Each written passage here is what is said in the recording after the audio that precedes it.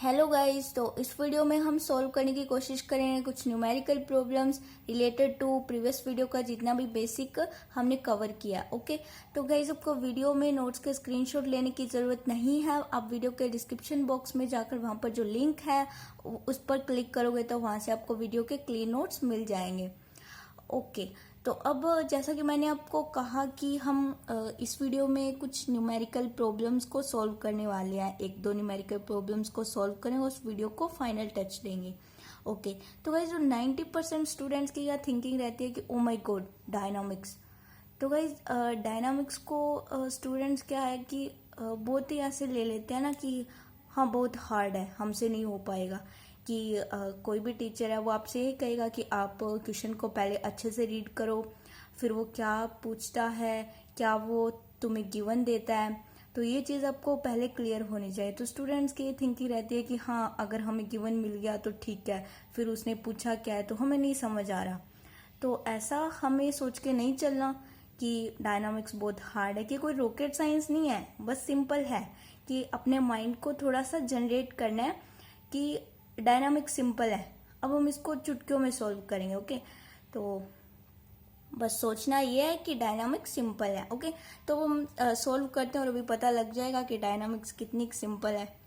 तो question number 1, अब हम क्या करेंगे, सबसे पहले क्वेश्चन को अच्छे से रीड करेंगे और देखेंगे कि गिवन क्या है, अगला पूछ क्या रहा है हमसे। ओके, तो if the distance travelled by particle along straight line in time t second is x equal to 2t³ minus 9t² plus 12t plus 6 metre.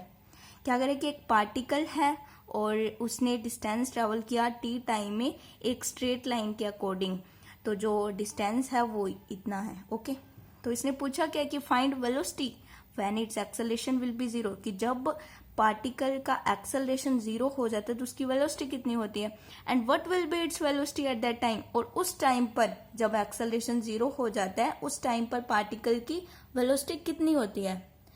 अब गाइस क्योंकि पार्टिकल ने स्ट्रेट लाइन में मोशन किया है, ओके, तो यहाँ पे लिखा हुआ है ना स्ट्रेट लाइन में मोशन किया है, तो मीन्स जो डिस्प्लेसमेंट जो डिस्टेंस है, मतलब डिस्टेंस इसने कितना कवर किया, इतना, और स्ट्रेट लाइन में मोशन किया, तो जो डिस्टेंस है वो इक्वल होगा डिस्प्लेसमेंट के। क्यों? क्योंकि पार्टिकल ने स्ट्रेट लाइन में मोशन किया है। हाँ, हमने जब कॉन्सेप्ट क्लियर किया था, कॉन्सेप्ट को रीड किया था कोई प्रीवियस वीडियो में, डिस्प्लेसमेंट डिस्टेंस, वहां पे मैंने नहीं बताया था कि डिस्टेंस और डिस्प्लेसमेंट कब इक्वल हो सकते हैं, वो पता नहीं माइंड से थोड़ा हट गया था। लेकिन अब जब क्वेश्चन में सामने आ गया है तो बता देती हूँ कि जब भी पार्टिकल स्ट्रेट लाइन में मोशन करेगा तो डिस्टेंस और डिस्प्लेसमेंट इक्वल हो जाएंगे, और हमें डिस्प्लेसमेंट तो चाहिए बिकॉज वेलोसिटी की बात हो रही है, और वेलोसिटी क्या होती है, rate of change of displacement. तो अब हमें पता लग गया कि इसने डिस्टेंस कवर किया और वही अपना डिस्प्लेसमेंट है।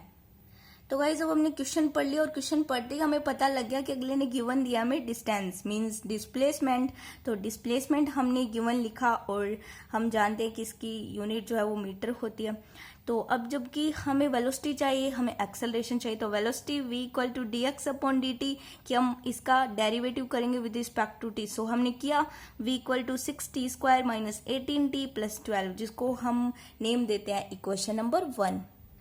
तो अब हमें चाहिए कि हमें एक्सेलरेशन भी फाइंड आउट करना पड़ेगा, फिर हम उसको जीरो के इक्वल रखेंगे, तो वही कुछ करने वाले हैं। तो f equal to d² x upon dt² होता है एक फॉर्मूला, और दूसरा dv अपॉन dt, और तीसरा v dv अपॉन dx। अब आपको यहाँ पे सोचना है कि कौन सा फॉर्मूला यूज होगा, तो मुझे यहाँ पे लगता है कि जो dv अपॉन dx वाला dv अपॉन dt ये वाला फॉर्मूला यहाँ यूज हो सकता है, हो जाएगा, क्योंकि वेलोसिटी का हम डेरिवेटिव कर देंगे विद रिस्पेक्ट टू टी, तो क्या हो जाएगा dv अपॉन dt, और क्या है वो acceleration change of rate of velocity with respect to time. तो d upon dt 6t² minus 18t plus 12, तो 12t माइनस 18 हो गया। तो एक्सेलरेशन जो हमें मिला हुआ है 12t माइनस 18, और मैंने इसको नेम दिया क्वेश्चन नंबर 2। अब हमें एक्सेलरेशन को जीरो के इक्वल रखना है। सबसे पहले तो ये लाइन हमें ध्यान रखनी है क्वेश्चन वाली कि when it's acceleration will be zero, तो हम देखते हैं एक्सेलरेशन को जीरो के इक्वल रख के तो हमें क्या मिलता है, तो 12t माइनस 18 इक्वल जीरो। तो ये हो गया 12t minus 18 equal zero, 12t equal 18, t equal to 18/12 और t इज इक्वल टू 3/2, की एक्सेलरेशन जब जीरो होता है तो t की वैल्यू होती है वो 3/2 है। और हमसे पूछा क्या कि वेलोसिटी बताओ जब एक्सेलरेशन जीरो होता है उस टाइम पर, तो वो टाइम हमें मिल गया है, तो हम वेलोसिटी में जो टी की वैल्यू है वो पुट कर देंगे। तो वेलोसिटी क्या थी 6t² माइनस 18t+12, तो v इक्वल टी की वैल्यू मैंने पुट कर दी 3/2 तो हो जाएगा ये 6 × 9/4 minus 27 + 12 v equal 27/2 minus 15 v equal 27 minus 30.2। तो वेलोसिटी हमें मिल गई फाइनली -3/2 और डिस्प्लेसमेंट की जो यूनिट होती है वो मीटर होती है, ऐसा यूनिट या फिर हम एम के सिस्टम बोल सकते हैं। तो वेलोसिटी क्या होती है मीटर पर सेकेंड, और हम जानते हैं कि वेलोसिटी पॉजिटिव भी हो सकती है, वेलोसिटी नेगेटिव भी हो सकती है। तो वेलोसिटी हमें नेगेटिव मिल गया, तो हाँ कोई बात नहीं, वेलोसिटी नेगेटिव भी हो सकती है। तो फाइनल जो आंसर है वो हमें मिल गया कि एक्सेलरेशन जब 0 होता है तो उस टाइम पर जो वेलोसिटी है वो होती है -3/2 मीटर पर सेकेंड पार्टिकल की। तो गाइस ये बहुत सिंपल सा क्वेश्चन था, है ना। मतलब डायनामिक्स को आप इससे मत सोचना कि ये क्वेश्चन आपने किया और आप डायनामिक्स को वो करो, सोचो कि डायनामिक्स क्या है। और भी बहुत हार्ड एग्जाम्पल है, लेकिन इतना भी हार्ड नहीं है डायनामिक्स जितना स्टूडेंट्स सोचते हैं 90%। तो गाइज हमने फर्स्ट क्वेश्चन कवर किया, अब हम देखेंगे सेकंड क्वेश्चन। ओके, तो क्वेश्चन नंबर सेकंड को सबसे पहले हम रीड करेंगे और देखेंगे कि अगले ने दिया क्या और अगला पूछ क्या रहा है। If A point moves in a straight line, अब फिर से पॉइंट वो मोशन में है और straight line. Okay, straight line means distance equal displacement, so that it's distance x from a fixed point. अब ये क्या करे कि एक फिक्स्ड पॉइंट से कोई पॉइंट है वो मोशन में है और स्ट्रेट लाइन में है, तो जो टाइम लग रहा है उसे t टाइम लग रहा है, तो वो प्रोपोर्शनल है, मीन्स डायरेक्टली प्रोपोर्शनल है t की पावर n के, कि जो डिस्टेंस है वो डायरेक्टली प्रोपोर्शनल है t की पावर n के। If v be the velocity and f the acceleration at any time t, तो v वेलोसिटी और f एक्सेलरेशन है यदि, तो प्रूव करना है हमें इसमें। तो जो प्रूफ करना है वो ये है कि v² equal to nfx upon n-1। Okay, तो गाइज क्वेश्चन जो है उसमें हमें प्रूफ करना है, तो अब हमें इसको प्रूफ करना है तो हमें सोचना पड़ेगा कि हम कैसे करें, है ना।